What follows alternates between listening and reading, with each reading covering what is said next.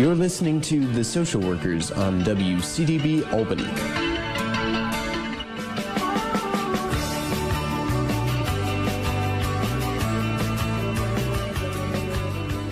Welcome back. You're listening to The Social Workers on WCDB 90.9 FM here in Albany. My name is Eric Hardiman, and I'm your co-host here with Alyssa Lotmore. Welcome back, Alyssa. Hey, Eric. I'm glad to be here with students again today.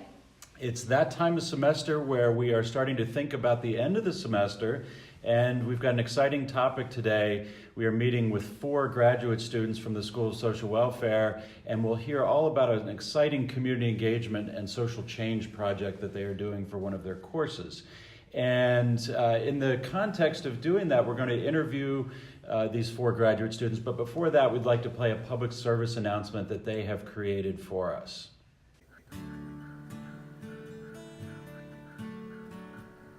Have you ever gone to bed hungry, not able to get food? Maybe you didn't have enough money. Maybe you couldn't get access to the food you needed. Maybe you didn't feel up to getting food that day. If so, then you've been food insecure. 1/2 of college students experience food insecurity. If you've gone to bed hungry, here are 4 things that you can do. Find a pantry. There may be one on campus that you can use. Apply for SNAP. That used to be called food stamps. That's what they're there for. Ask someone how to apply if you don't know how. Find local community meals. Many churches and other local organizations serve community meals. Visit them. You'll find support there. Ask for help. There are resources out there. There's nothing wrong with being food insecure. It's normal, and many people experience it. A lot of us have been there. And if you want to make a difference, there are some things you can do. Volunteer. Volunteer at a pantry, at a local community meal, or in any other way you can. You'll meet great people, you'll make friends, and you'll be a helper. Raise awareness. Take the stigma off of hunger. A lot of people don't know that food insecurity is even a thing. Some people don't even realize they're experiencing it. Talk about it and take the stigma away. Please visit us at facebook.com/AlbanySFS. Thank you. We're back, and here we are with our 4 students, and Eric will do a proper introduction of them. So we have 4 students from the University of Albany's Graduate School of Social Welfare. We have Gretta Hansing, Nicole Gentile, Bob Wright, and Will Schaefer. Welcome to the Social Workers. We're glad that you're here today. Thank you. Thank you. Thanks for having us. So we really want to hear, you've been doing a group project for the course that you're taking, which is a capstone course in social welfare. It's a course about community engagement and social change. And the 4 of you have created, developed, and started to implement a project on food insecurity. So tell us a little bit, we've heard the PSA, but tell us a little bit about what food insecurity is, how it's defined, and how you've come to this project as a group. Well, food insecurity is experienced by more than 12% of Americans every year, and it means not being able to access the food you need in order to get the nutrition that everyone needs to go about their daily life. It can be caused by a lot of things. It can be caused if you don't have enough money. It can be caused if you have a hard time accessing food. Maybe you live too far from a grocery store. Maybe you live in a food desert. There's a lot of causes for food insecurity, and it has some really negative impacts, and it especially impacts certain populations in our communities more than others. So 40% of households that live in poverty experience food insecurity. 30% of households that are headed by a single parent experience food insecurity. And it's a really important and really significant issue in our communities, but it often doesn't get talked about. And that was something that we wanted to work on as a group, to help raise awareness about it. That's one part of our project. I think one of the things I was most surprised to learn about is the amount of food insecurity in the college population. To read about a lot of students having to choose between, am I going to buy books or am I going to buy food? So what was one of the reasons for this capstone project you could choose your topic? So what was some of the inspiration behind why you chose to focus on this? Out of all the issues that you could learn, you've been talking about through your social work education, why did you choose this as a topic? We have a lot of experience between the four of us in working on this issue. I volunteered at something called Soul Cafe, which we had in Albany for a few years. Susan Fowler started that as the coordinator. And it is tough to keep something like that going when it's new and you're just getting started out. So that didn't end up being sustainable, but there is a group still going in Troy. So that was a wonderful opportunity to get people to come together from the community, try foods they may not have experienced before, and meet people they haven't had a chance to talk to. Bob, you want to say something about your experience? Yeah, I originally became interested in this issue because I was working in a job out in the public in Albany, actually at a library.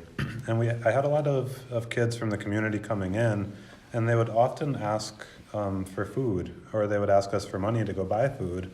And it got me thinking, because it was so pervasive. And as a graduate student, I've had the chance to study this issue a little bit and learn about how it affects children. And the effects on children of food insecurity are profound. Children who are food insecure tend to try to supplement their diet with whatever food they can get. They end up eating a lot of fast food, sugary drinks, fewer vegetables, and it leads to worse health outcomes.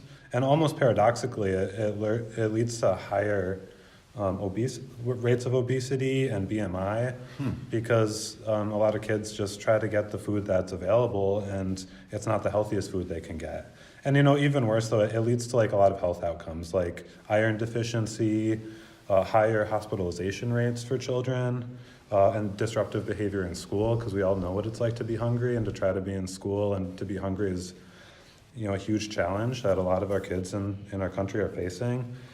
Even cardiovascular disease and osteoporosis later in life. So it's a really, really big problem. And again, it's 30% of kids who live in single-parent households are experiencing food insecurity.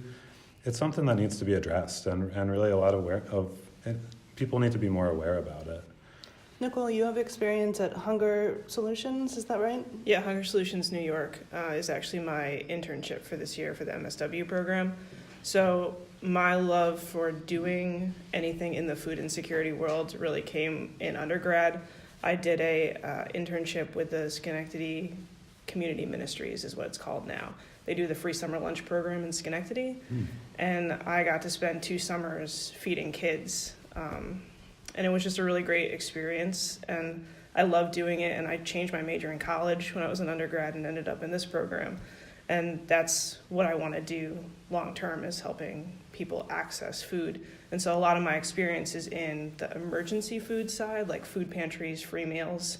But Hunger Solutions New York focuses on the federal nutrition programs like SNAP, which was talked about in the PSA, and WIC, and programs like that. So the emergency food programs help fill in the gaps, but federal nutrition programs are really what is sustaining people.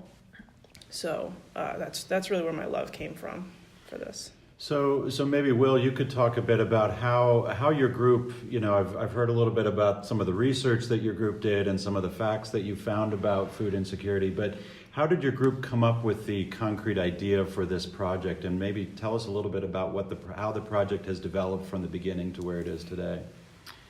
Yeah, it's been an interesting process because we've all had different experiences. I was the group member where I didn't have any real super tangible experience in food insecurity coming into this. Only kind of tangentially with a job I had where I took somebody to go to food pantries to try and get some food that was food insecure, and it was a real struggle. He didn't have a sense of what the parameters were for if he could get food. He just knew that he might not be able to, and I really hadn't experienced it up until then. But we just went to place after place after place, and they were like, well, you're outside of this zip code, or excuse me, they're like, you've been here too recently, so we think that you're going to have to come back in 3 days or so, kind of so on and so forth. And it took us, hours, honestly. I was with him for something like 3 or 4 hours before we finally found one place that was like, yeah, all the boxes are checked and you're okay, so we can get this for you. And I think a lot of that was a big factor for what we ultimately ended up deciding when we were thinking about this. We were like, we were really not in love with how many barriers there are to access food, especially when there is so much food that we actually have produced in our country. That was one of the really interesting facts is 40% of the food that is produced in the United States goes to waste, ultimately. And it just is a distribution problem. It's how can we get people access to it? How can we make it more, just more available for folks? So I think breaking down those barriers was or thinking about how can we break down these barriers? How can we make a social change effort that is, kind of away from this idea, was kind of the beginning of us thinking about how we could work on our project. And that kind of led us to Food Not Bombs, who we collaborate with, because they have somewhat of a similar philosophy. And maybe, Bob, this is kind of your area to a certain extent. You want to talk about Food Not Bombs a little bit more? Yeah, Food Not Bombs is a group that is actually an international organization that's made up of a lot of local chapters, and there is a chapter in Albany that puts on a meal every Monday. It's at the Social Justice Center at 33 Central Avenue, and everyone is invited to come to that. And we were lucky to collaborate with them because it's a tremendously motivated group of people who put on a meal that serves generally between 15 and 30 people, and in the summers where it's served outdoors in the park right on Central Ave, upwards of 50, and one time we counted 100 people coming. So it's pretty amazing. And Food Not Bombs is based on the principle of mutual aid. So there's no overarching organization, there's no leader. It's a consensus-based group where everyone collaborates together to work together to put on this weekly meal. And it is a lot of work.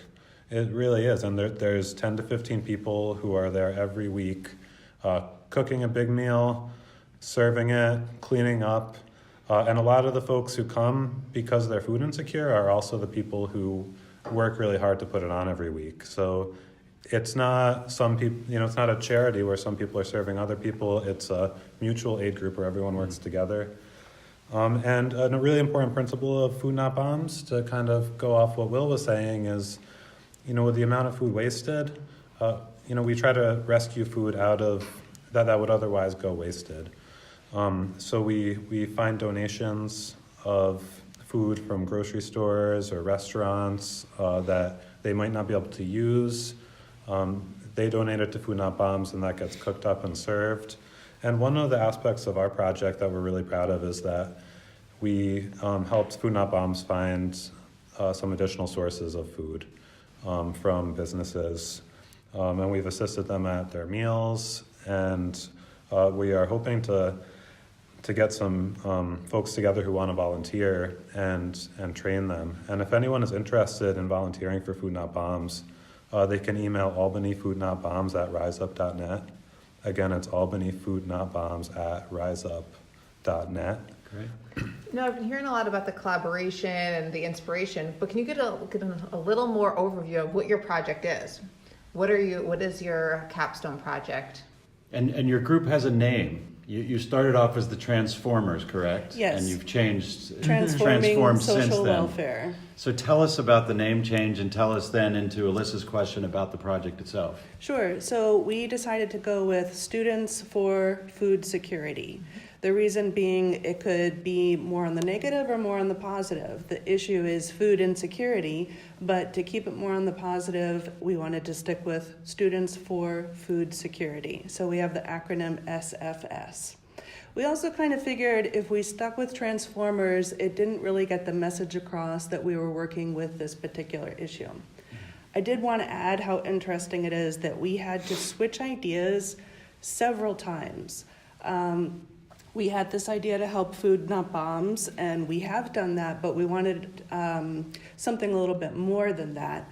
And each time we had an idea, it seems like we would reach out to someone and they wouldn't be able to help us. A lot of the reason being, it's winter. Well, now, of course, it's spring, but when we were getting this organized, Justine from Denison Farms in Schaghticoke has been very helpful with Soul Cafe, and she was completely willing to donate food for us to have our own night in addition to Food Not Bombs on Monday night. However, again, she didn't have any food because of the time of year. So having to have changed our focus a few times led us to where we are now. And Will got this idea that, at the end of the school year, students throw out so much stuff, not just food, which is our focus, but I think it's also important to note that they also throw out a lot of really good furniture. And if people had more knowledge of like Habitat for Humanity, the Salvation Army, they'll come and pick that up for free so it doesn't have to completely go to waste. But Will, do you want to talk about how we were going to encourage people to utilize that food? Yeah, I think I want to take a step back though and talk a little bit about that process that got us to where ultimately what the things we're going to end up doing for our capstone project. So we initially thought we'd like to put on a weekly meal similar to the Food Not Bombs model because we really like the idea of a unconditional meal. You walk in, I'm not worried about where you're from, I'm not worried about what your status is in any kind of way. If you say you're hungry or you want to participate, take what you need, and it's mutual aid like Bob was talking about.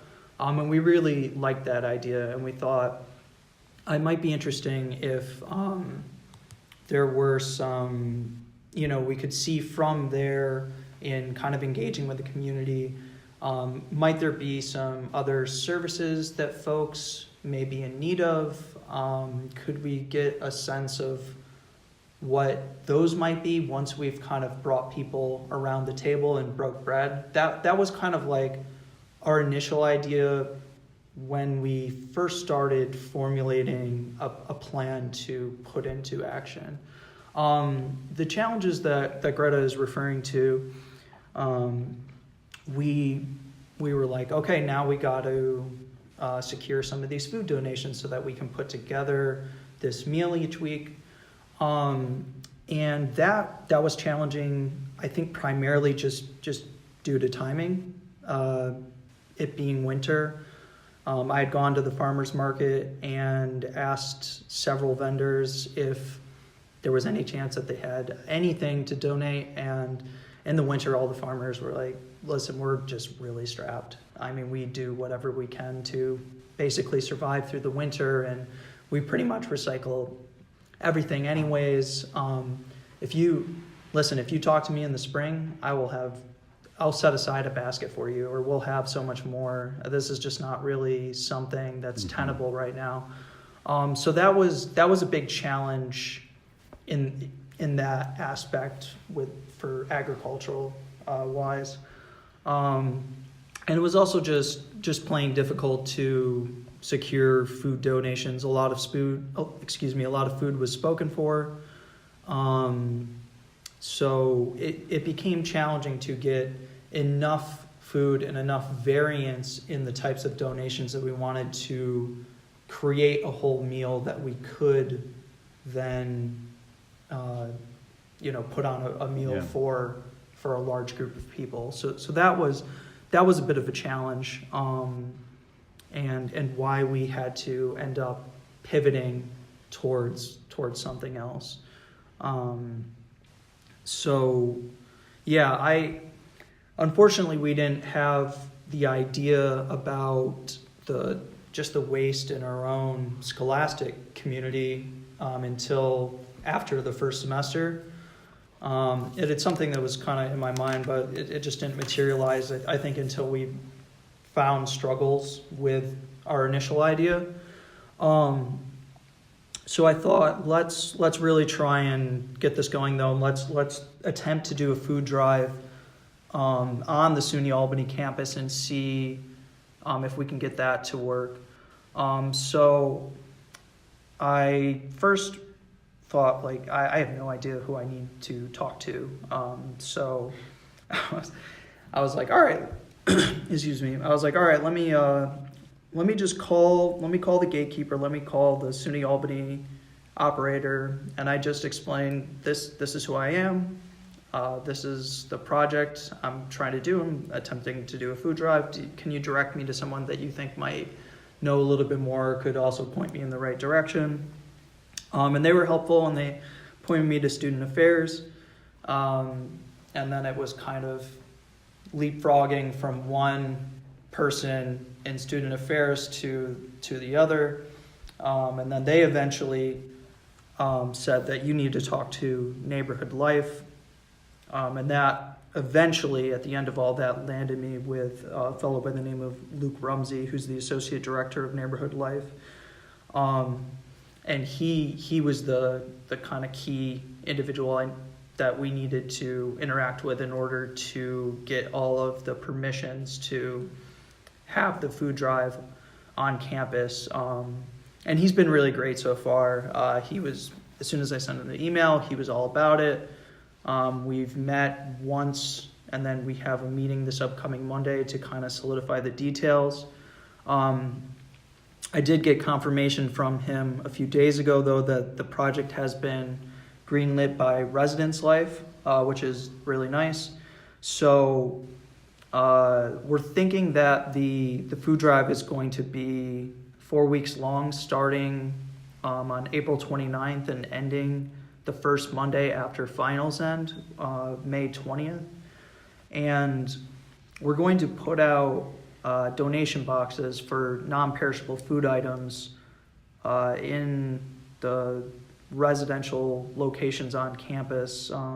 The list he gave me were the Empire Commons, Liberty Terrace, the Freedom Quad, the Alumni Quad, the Dutch Quad, the Colonial Quad, Indian Quad, State Quad, in addition to the campus center, as well as the downtown campus. We'll be putting a box up. Well, this is something because you think, okay, there's all this food at the end of the semester, and the steps that you had to go to even get the approval. Yeah. It's not an easy process. I mean, I'm glad everything is working out, but it just goes to show, when you guys were doing the Capstone Project, did you think there was so many steps just to collect food that people didn't want anymore before they leave for the end of the semester? Yeah, no, not at all. Some of the funny things that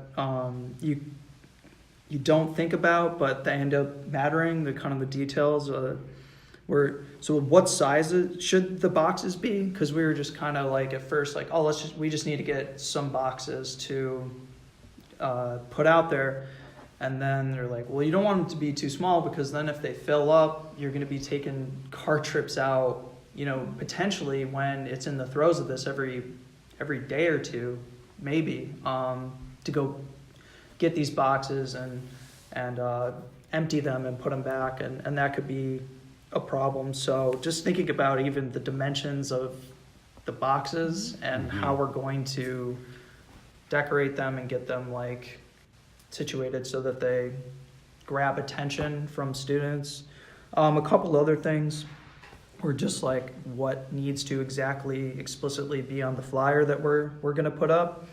And then I had asked Luke, because I thought it might be an issue, I was like, can we put up flyers just on the bulletin board in the campus center? And he was like, oh no. Need approval for that too. Yeah, and I thought that, quite frankly, that's a little antithetical to the idea of a bulletin board. right? Is like you should just, it's not as if Needs the stamp of approval. you're like, oh, my band's playing. I thought it. No, like he was, and getting approval for that. Funnily enough, he's like that is a thing that I don't even know if we should even bother getting into. Like it's You have to be usually affiliated with a student group or something like that. Yeah. But there's different ways that, and one of the ways that you guys are trying to spread awareness is through the radio show and through flyers and email and social media. So there's a lot of different ways to get approval. And they even have on UAlbany's Instagram where they put the flyers for the week of upcoming events. So we might be able to get that on there. There's as a good well. idea. Yeah, sure. So yeah, go ahead, Eric. So it strikes me in listening to your group that you've got a couple different goals here, I think, but I want to hear from you. Certainly the idea of this food drive for redistributing, let's see if I can phrase this right, redistributing food that's not used by students at the end of the semester and collecting that food. And I'll find out a little bit what you'll do with that food after you've collected it, because we haven't talked about that. But then also this project, the Capstone Community Engagement Capstone Project for your group, and again, you're called Students for Food Security, is also trying to promote some social change. So some of that too is about awareness, and certainly your PSA, your public service announcement that talks about food insecurity as an issue. Can you maybe tell us a little bit about the social change you're trying to get to with that? Yeah, we have a system right now to try to address food insecurity. We have pantries, we have SNAP, and it's really important that people learn about those resources that are available right now, because those can be a really important way for people to meet their basic needs. But it's also important to acknowledge that those systems are not adequate, and even with those systems in place, we still have 13% food insecurity overall. We still have 30% of single-parent households in food insecurity and 40% of households in poverty experiencing food insecurity. And we know how that affects children. We know how it affects adults. And it causes so much stress and so much difficulty for people around our country, around our communities, and there's not a great deal of awareness about it. So one of the really important things we would like to do is to raise awareness, and we've created a Facebook page, facebook.com/AlbanySFS, and we're trying to organize and share information through that page. We're working with Food Not Bombs, and Food Not Bombs is an organization that serves food and also fights for change in our political system, because just what we have in our current system isn't adequate. We need to build up additional systems, and we need to advocate for political change. So I was going to say, so in addition to that, there's quite a stigma about having food insecurity. It's hard to admit that, and I know that when I interned at Bethlehem Senior Services, we would have a big screen sort of partition for when people would come into our food pantry to get their food, because recognizing that they might want to be confidential, not let people know that that's what they're doing. But again, one of the things we really want to get out there is how quickly this can happen to you. You could lose your job, spur of the moment, and then just not have any food. You could have issues with the electric bill, and then your refrigerator goes out and you don't have food. This happens to everybody at any time. So we really wanted to work on the stigma, so people are more comfortable with this and know that there is a lot of help out there. I think this might be a good time if, Nicole, you want to talk a little bit about the food pantries at the university?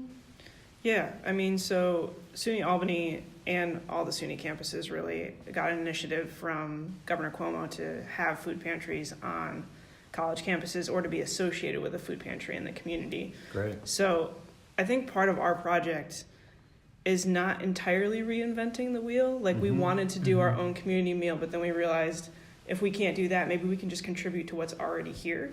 And so our idea to do the food drive, that is kind of similar. So students have all this food that they're going to throw away at the end of the semester. So what if we collect that food and donate it to the pantry that's been helping students? all year. Yeah. Or the SUNY Albany is going to have their own food pantry next year. So to donate some of the food towards that food pantry, so students are giving back to students again. Great. And that's kind of the concept that we ended up going with as a group, just because, yes, we need to have political change and to do new things, but also we need to support the things that exist right now. Could you say something about St. Vincent's for people who don't know? I'm not quite sure when they have their open pantry hours, but they're the ones that we're associated with as SUNY Albany. Okay. So that's the food pantry in our community. By the end of 2018, all SUNY campuses had to either have a pantry on campus or be associated with one. So that is our particular pantry. Okay. But next year, I do believe we're going to have our own. And I think it's on Madison Avenue, right? St. Vincent's. I believe it's on Madison Avenue near Main Street. Great. Yeah, it's close to campus. To more specifically answer the question that you'd had, Eric, about what's going to happen to the food donations, I was talking with Luke about it and also the group, and thought that we're going to take some of the food that, if it has an expiration date that's kind of coming up, and we're going to give that to St. Vincent as kind of like a thank you for supporting the school through what they've done so far. But the lion's share of the donations are meant to go to the new campus food pantry that's, he called it a soft launch, that's starting next semester in fall 2020. So Great. I'm not exactly sure what that looks like, but I think tying food insecurity together with the new pantry launch and raising awareness for students on the UAlbany campus is kind of like a nice way to broach the topic and kind of bring like kind of a community element to the students here. No, it's a great point, Will. So if you've just tuned in, we're listening to the Social Workers live radio talk show, and we've been interviewing 4 graduate students from the University at Albany School of Social Welfare who have created a group entitled Students for Food Security. We've been talking with Gretta Hansing, Nicole Gentile, Bob Wright, and Will Schaefer. So just as a final wrap-up question, Students for Food Security is your group. Do you see a life for the group beyond this project? And I'm wondering, we're certainly hearing about new initiatives here at the university, a food pantry that will be starting in 2020. Is there, a gift that you might be giving to the university community in terms of this group and maybe trying to grow the group? I would say yes. We started a Facebook page, facebook.com/AlbanySFS, and we'll be maintaining that. And it would be great if students in the future who are doing a capstone course would like to contribute to that, or as well, and build on the work we've done. Or volunteers. Volunteers as well, yep. And we will also be doing a training event for Food Not Bombs, which you could register for by visiting that Facebook page. And in addition to that, we're going to stay engaged with this topic, and we're going to do what we can in our communities, with our friends, with our families, to let them know what's going on with food insecurity and how they can learn more about it and help to address it and help to start making the political change we need and help one another on the community level. So if you are interested in donating food, again, it will be, should be around the dates of April 29th through May 22nd. You can there will be boxes at all of the quads, in the apartments like Liberty Terrace and Empire Commons, at the campus center, and right here at the downtown campus. So there are many ways that you can give some food to, contribute to this project. So it's been exciting to talk with you. Thank you for the interview, and thanks for telling us about Students for Food Security. We're excited to hear how your food drive goes and excited to hear how future efforts materialize from this. So thank you for your hard work. Thank you. Thank you. Thanks.